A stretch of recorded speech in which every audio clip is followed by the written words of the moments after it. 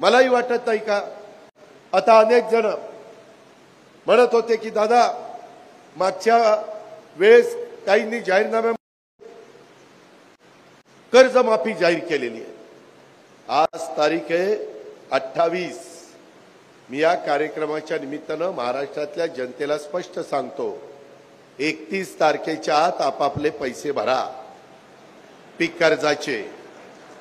त्याच्यामध्ये जे काही सांगितलेलं होतं ते प्रत्यक्षात कृतीमध्ये येत नाही।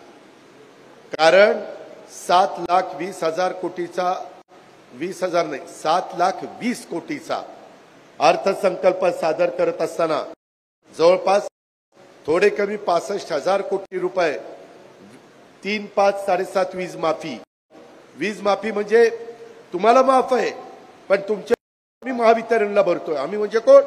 सरकार। आणि माझ्या लाडक्या बहिणी त्यांच्या 1,500 प्रमाणे त्यांना 45,000 कोटीची तरतूद करावी लागलेली आहे। ही गोष्ट ध्यानामध्ये घेतली पाहिजे।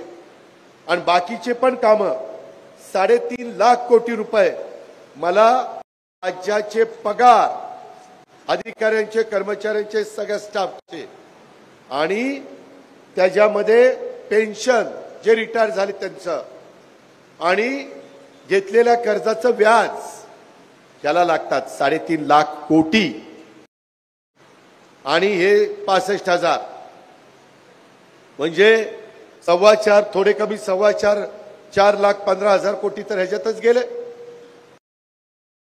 मला शाळा त्याला पुस्तकं वह्या त्यांना युनिफॉर्म त्यांचे हॉस्टेल त्यांचा बाकीचा खर्च इतर अनेक प्रकारचे खर्च असतात। तुमचे रस्ते लाईट पाणी मूलभूत गरजा ह्या सगळ्या आपल्याला या निमित्तानं द्यावे लागतात।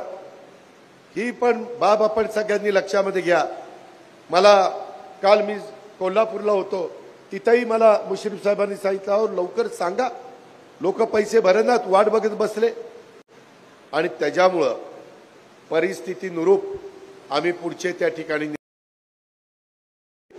परिस्थिती नाही।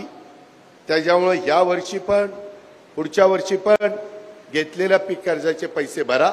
मी मात्र एक केलं, जे पीक कर्जाच्या करता 0% व्याजा करता तुम्हाला जी मदत व्हायला पाहिजे आणि बँकेला त्यांचे जे काही टक्के भरावे लागतात ती सगळी रक्कम जवळपास 1,000 ते 1,200 कोटी रुपये आहे, ती मी बँकांना पास ऑन केलेली आहे।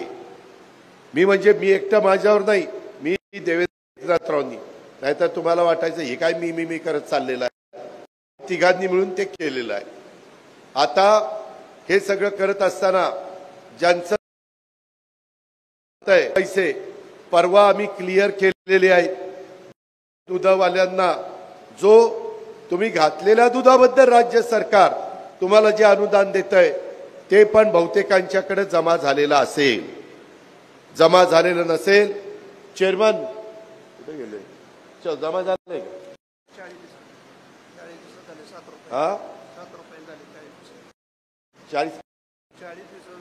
हा 40 दिवसाचं 7 रुपयांनी पैसे जमा केलेले आहेत।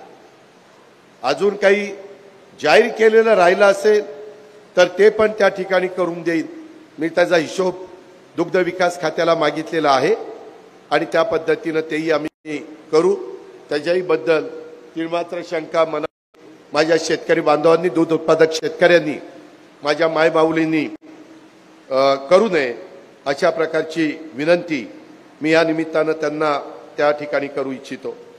मित्रांनो, एकंदरीतच आपण जे काही भाव दिला 23